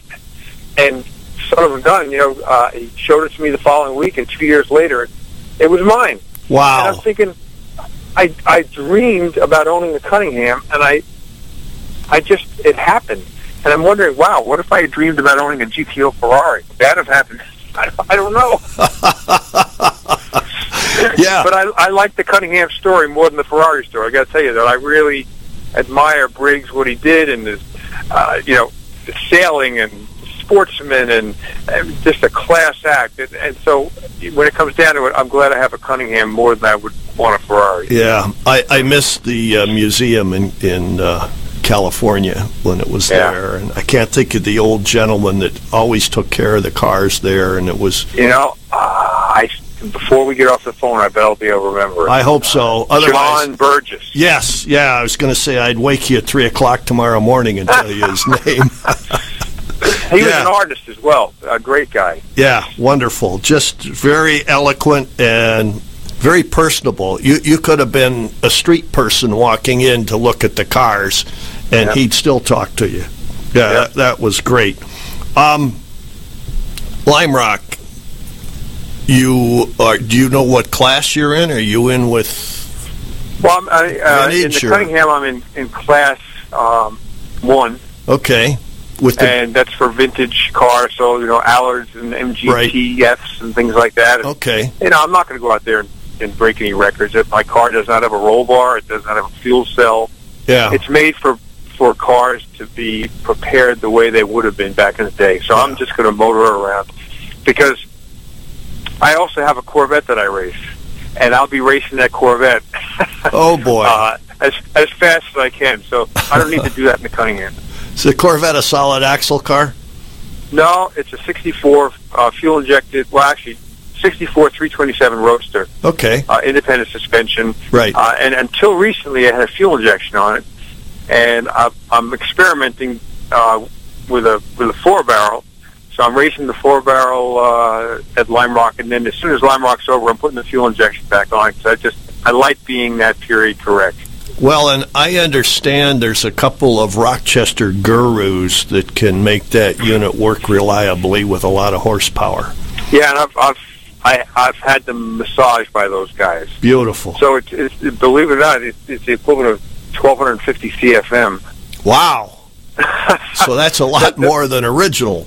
That's a lot more than original. The problem, the challenge is there's a cable drive that works off the base of the distributor and drives the fuel injection pump, and that cable is prone to breaking at inopportune times. Like when you're going down you're passing cars at Laguna Seca on the front straightaway, and you're just about going to the first turn, and the car dies, and all these cars have to make their way around you.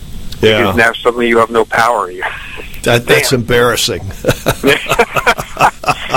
Is Bill Warner coming up with the TR6? Bill Warner is coming up, and believe it or not, he sold the TR6. Oh, wow. To Adam Carolla. Yeah. But Bill's coming up with the TR8. Oh my. Okay. All right.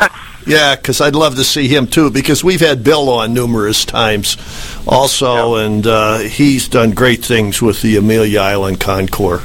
Yes, he has. Yeah, and I bet he's been fun traveling with too. And Bill's had his own health issues lately, and yes, he just before he got some major surgery last, December. Just before that, like a week before that, he was racing at Daytona in a Shelby GT350, co-driving with somebody else, and he said, I had to do that because who knows if I was going to come out of surgery. Well, he came out of surgery, and he's doing pretty well, and so as soon as the doctor gave him clearance, he's going to race again, so here he goes at Lime Rock. So you can't keep a good man down. No. We had him on in the spring, and I won't say he was a quart low, but he might have been a pint low. Yeah. He was still in recovery, but I'm glad to hear that, and that's wonderful that he's coming up there with the TR8, because I'll look for... Are you two going to be together, or... Well, my car, I base it at the Sasco pit. Okay. The Sasco Racing, and Bill does his own thing, so we're near each other. Okay, good. And we're going to go to the RRDC lunch on Sunday, and we'll probably both be judges in the concours on Sunday as well. Beautiful. Yeah, that's a great concours. We're going to take a break, and then we're going to come back. We're going to talk about the Barn Find Hunter YouTube series, so we'll be right back. Hi, my name is Steve Ronaldo, host of the Classic Car Show on America's Web Radio, talking to you about antique car insurance. In this hobby that I've been part of for years, not all insurance companies and insurance coverage is the same. I would suggest that you call J.C. Taylor or visit jctaylor.com to find out some information about some of the best antique car insurance you can get, such as agreed value insurance for your classic car. Again, when you get ready to insure your classic, antique, or even your street rod, call J.C. Taylor Insurance or visit jctaylor.com. This is Lawyer Liz. Join me each week as we discuss drones, the Internet of Things, and all the technology in between.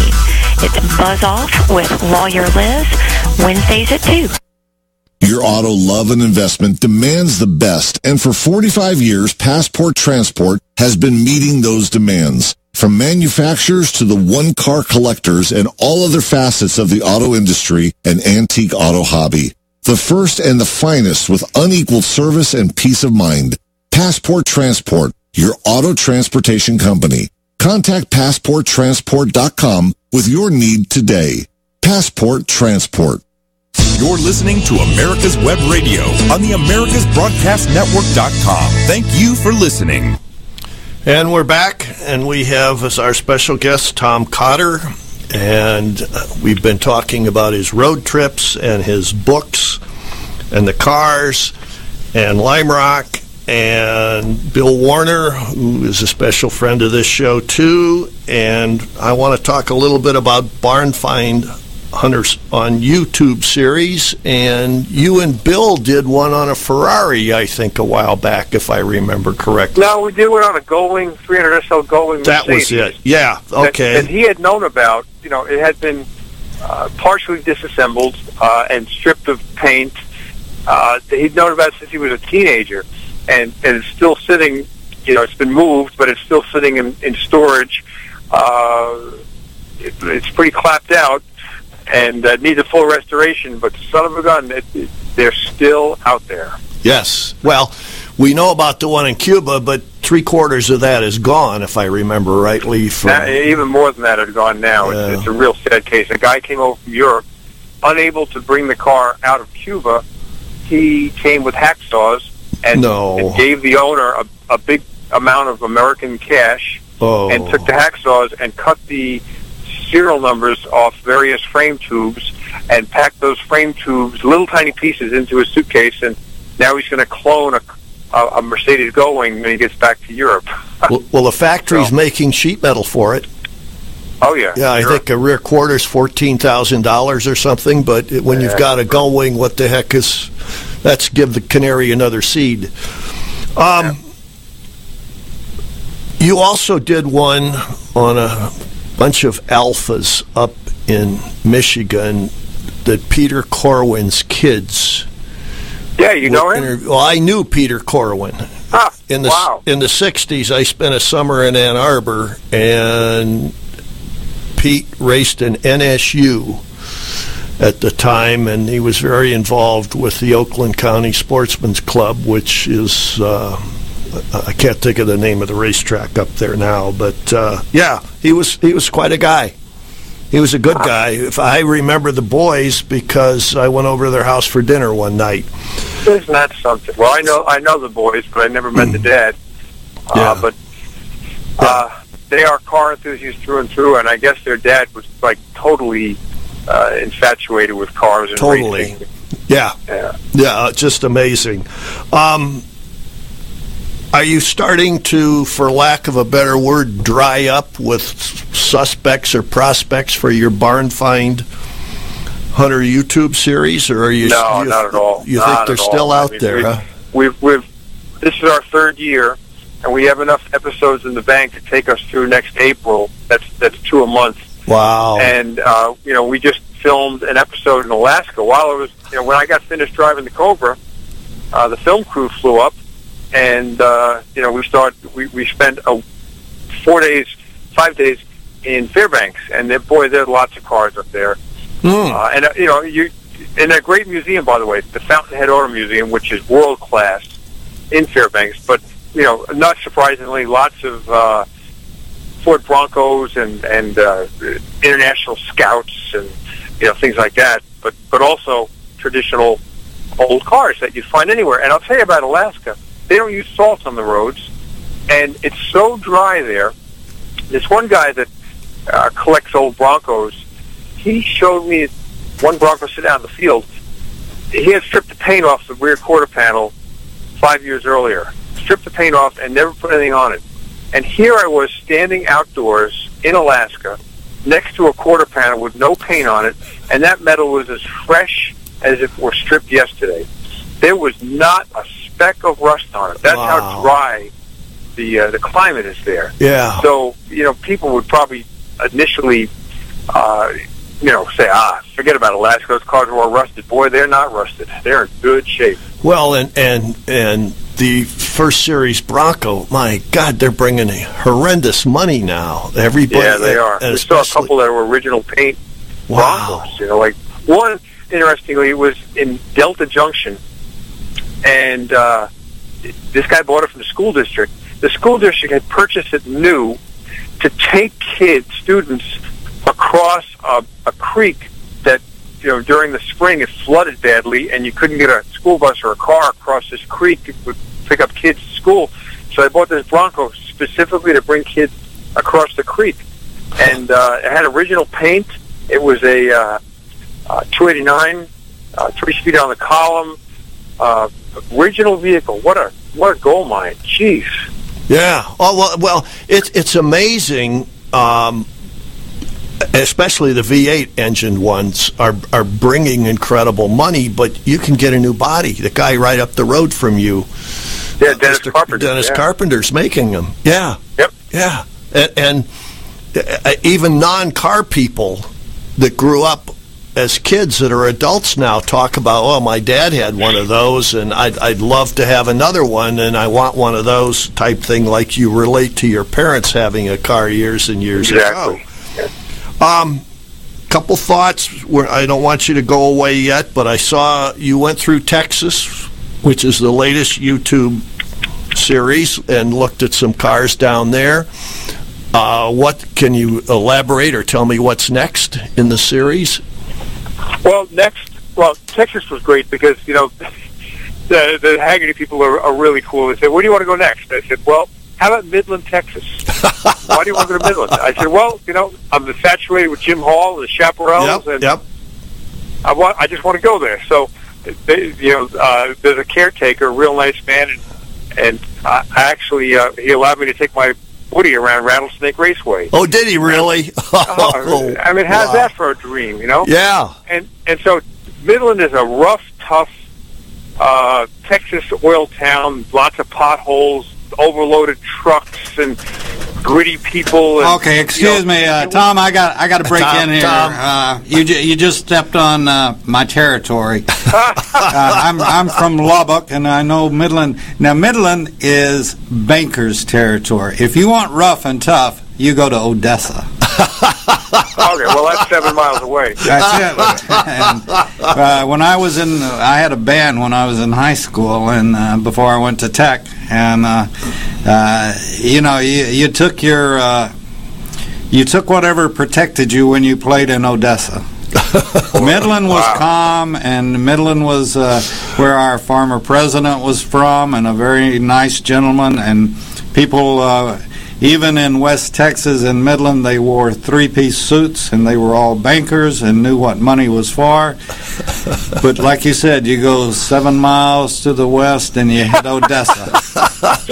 I saw John Meekum, who you may know the name John Meekum. I know. Race team owner. Yeah. And Meekum lives in Houston. He's an oil man. And I told him I had just left Midland, and he said, Midland is a place where you go and make $1 billion and then lose it, and then you have a good chance of making it back again. Yeah. Is he still alive? That's incredible. Oh, he is. And How old is he? I'm going to write a story about him. I interviewed him for 2 days. Oh, wonderful. Now, where will that story be published? Probably Vintage Motorsport magazine. Okay. All right, because I'd love to read that. I remember him, Mecom Racing Team. Oh, yeah. And he had a 250 LM Ferrari at one time. Oh, he had everything. His high school car was the SR2 Corvette. The SR2 Corvette. Yes. But let me tell you about Midland, because it's a neat story here. I met a guy who had a bunch of old Fords behind his shop. Yep. And I really fell in love with one, and you probably remember the episode. It was a 62 Ford station wagon, a red one. Yep. And I buffed out the fender, and it shined like new. I know. Well, you haven't seen the last of that car. We've got such positive response off that video that we're going to go back and do a work party this winter, and we're going to put an engine in that car. We already got transmission. We're going to fix it all up, and then I'm going to drive that car from Midland, Texas to McPherson, Kansas, and we're going to donate it to McPherson's auto restoration program as a shop car. And so if people listening, want to donate parts for that car or money, tax deductible to McPherson College, they can be a part of a pretty cool program. And we're going to put everybody's name on the car that donates to it. So that car will go on in perpetuity as a McPherson College's shop car. Oh, wow. That's great. And I hope a lot of our listeners are interested in participating in that. We have interviewed McPherson College a couple times on our show too, Tom, and we think the world of them. Oh, yeah. Yeah, they do an incredible job with the kids. Wrap up. Any special thing you want to talk about? We've got about 3 more minutes. Well, the whole idea of the Barn Find Hunter series is not for me to own cars. I'm not buying more cars. I'm finding them, and then I'm just moving on. And so it's almost like if I went on safari to Africa, I'd have a camera instead of a gun. Mm-hmm. Well, we bring video cameras, and the whole idea is to give people encouragement that there's still plenty of old cars out there to be found, and that they shouldn't, give up. They should get off the couch and get in their car and go out and look for it. I'm sniffing out right now a 289 Cobra that has been apart for 40 years. They're still out there. You still looking for mine, Tom? The next one will be yours. Yeah, the '67 Austin Healey that I can afford. Here we go. Oh boy. Yeah. A 289 Cobra that's been apart for 40 years. That's wonderful. I tell you what, we're going to, I was just having the thought on what you're doing with McPherson. How about we donate, how about doing and I'll call you later or Jim will or something. We'll work out a thing that you can do a promo, and we'll just air it for nothing during this show and other shows, as a matter of fact, about what you all are doing. That would be ideal. Yeah, it's all tax deductible. And maybe we can get a little, in little fine print, we can get America's Web Radio Classic Car Show on one of the back bumpers or something. These young people are the future of our hobby. Yes. They are proudly going forward, restoring cars to the finest level. Yeah, well, and we do things with some of the other colleges, too, that have restoration programs. Mm-hmm. Great. I'm going to give you one thought. Key West to Dead Horse, a Westphalia pop-top camper. Oh, that'd be interesting. Really? Because there'd be enough room in it that you could bring Michael Allen Ross along if we don't, or you don't do a chase vehicle. Yeah. Or I could bring Woody with me. Yeah. That says it there. There's 100%. Well, with that, we have to wrap it up. I want to thank Tom Cotter today, and he's headed off to Seal Cove, Maine for a little presentation. So don't forget to pack your fleece. And I will see you at Lime Rock on I look forward to Friday, 2 weeks. Thanks again for joining us this morning on America's Web Radio.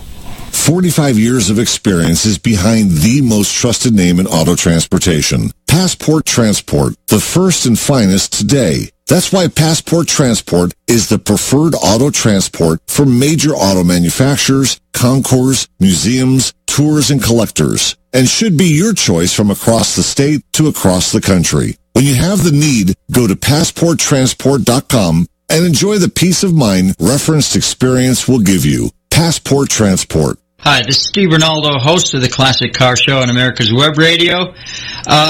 Just talking to you about antique car insurance. I think that if you're looking for the best coverage for your classic car, consider J.C. Taylor Insurance. They've been my insurer for years in this hobby and have the top rating of all of the insurance companies in the hobby. When you get ready for insurance, call J.C. Taylor or visit jctaylor.com. Disease of addiction is a life-altering challenge, not just for the person suffering its effects. Web Radio on the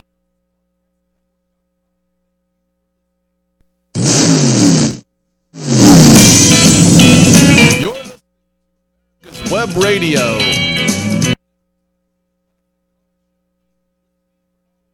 And Jim Weber.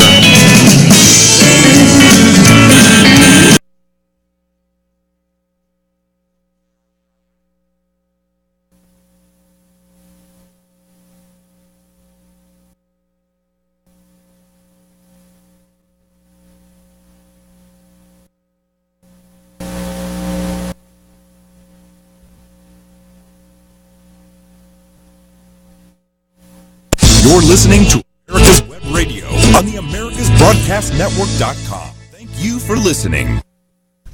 When are you doing this? This is Detailing Addiction. I'm Dr. Susan Blank, and you're listening to America's Web Radio. I have David Donaldson from the Atlanta Healing Center. Hi, David. Hi, Susan. Be here. So glad that you were here with me today, because this is listeners that we've done this before, and in some ways we have, but there's just been a whole bunch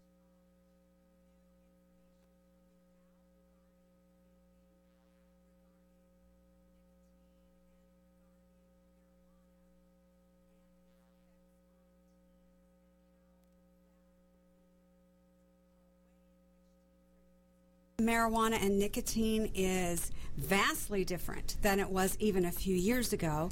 And all of this is raising a lot of concern, particularly around the growth and development of the teenage brain. So we decided that we would come back and revisit some of these topics and add, hopefully, to your knowledge about some of the ways in which we really need to be cautious about teens smoking, drinking, using marijuana. One of the feedback comments that I received after the last time we did marijuana was, "Don't you guys think you're beating a dead horse?" And at the time I was like, yeah, you know, we might have talked about marijuana a few too many times recently, but every one of the patients that's dealing with opiate addiction started out with marijuana, and it's still directly impacting our population. And so with all of these studies that are coming out, I think that we need to keep beating a dead horse and just keep reminding people that smoking marijuana is not an inconsequential herb, natural substance. It's something that has a lot of consequences, and that, you know, we've always known the faster something gets in, the more damage it does, and what people are doing is getting it in there faster and faster. And it's making a huge impact, and unfortunately not a positive one. as we get to this time of year when there's a lot in the news about elections, and there's also new legislation I know coming out in Georgia about greatly expanding not just the number of conditions to be treated by medical marijuana, but also the different ways in which marijuana can now be used. Right now in Georgia, we have options for people in terms of what they call low marijuana oil.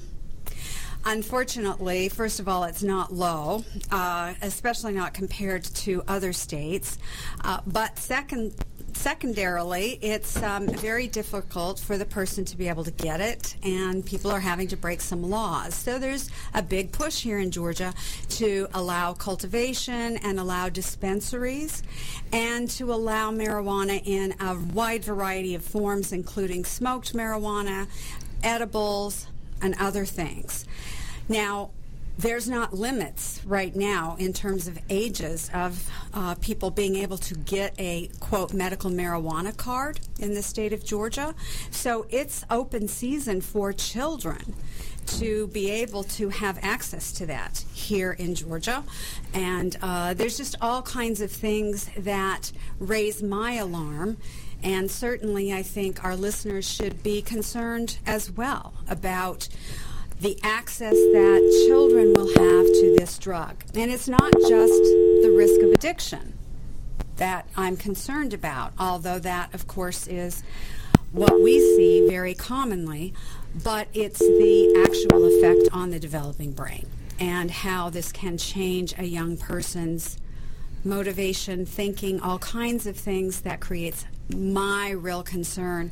And we don't have very good track record of keeping nicotine and alcohol away from young people, so I don't think we're going to do as well. And I think that since at some point in time we want to be able to retire and depend on the next generation, right, that we need them with their earning potential, marijuana is definitely shown to have an impact on a person's earning potential.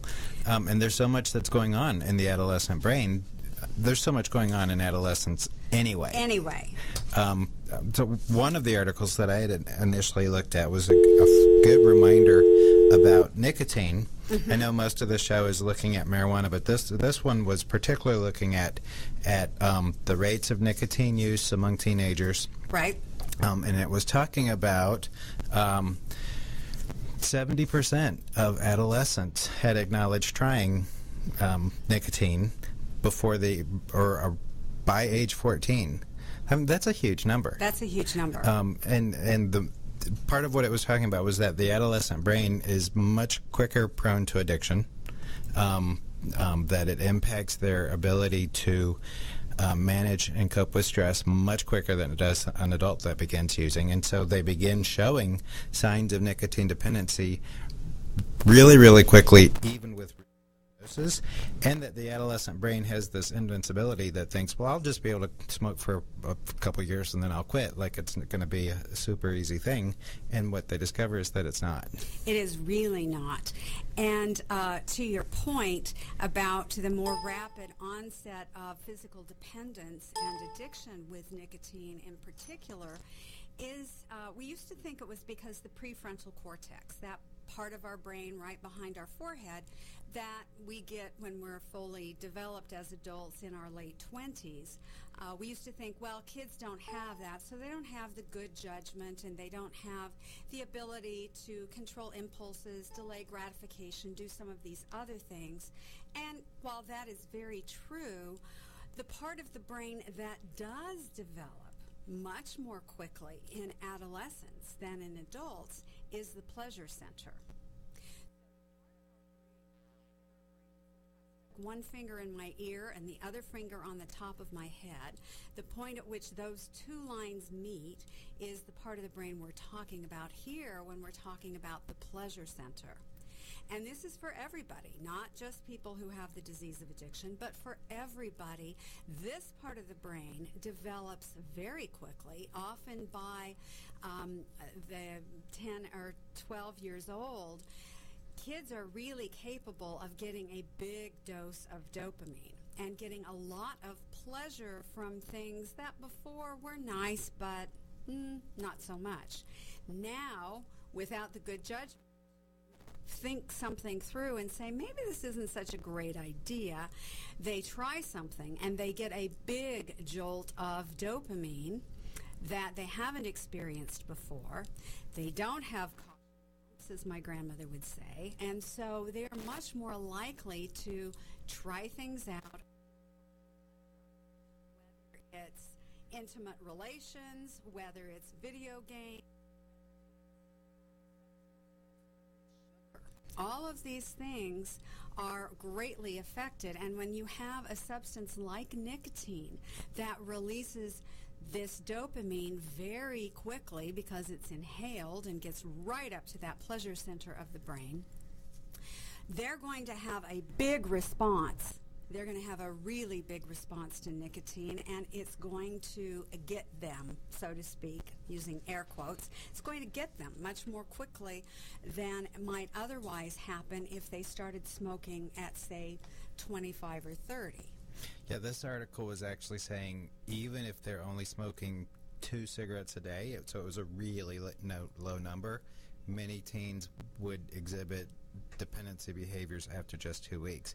And part of what it highlights is that it gets to the brain within 10 to 20 seconds after being inhaled and releases a lot of dopamine. A lot of dopamine, to which their brain is now suddenly very sensitized to and not used to having around. And so this level of pleasure and level of reward that they are getting is so new and so different that it does create this perfect storm of a young person being more likely to be physically dependent, more likely to get a really good high, and more likely to not have the good judgment to not get started down a path that they may not be able to get off of later on in life. There was a really interesting video recently by ASAP Science. I think they do great videos. They're very educational and done in a pretty easy way. But part of what it was talking about was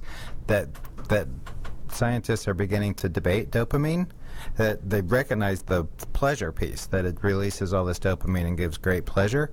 But what they're recognizing also is that it causes people to keep repeating the same behavior. And so even after the pleasure is long gone, that continually repeating the same behavior stays. And they're thinking that's also a component of dopamine. So that was really pretty interesting. And since adolescent brains are so susceptible to the power of dopamine. Yeah, reward is gone is one of the hallmarks of addiction. And nicotine is, of course, our most addictive drug. And depending on where you read, up to 30% of the population is addicted to nicotine. The numbers for alcohol and for other drugs is much lower. Marijuana, it's 9%. But nicotine is our long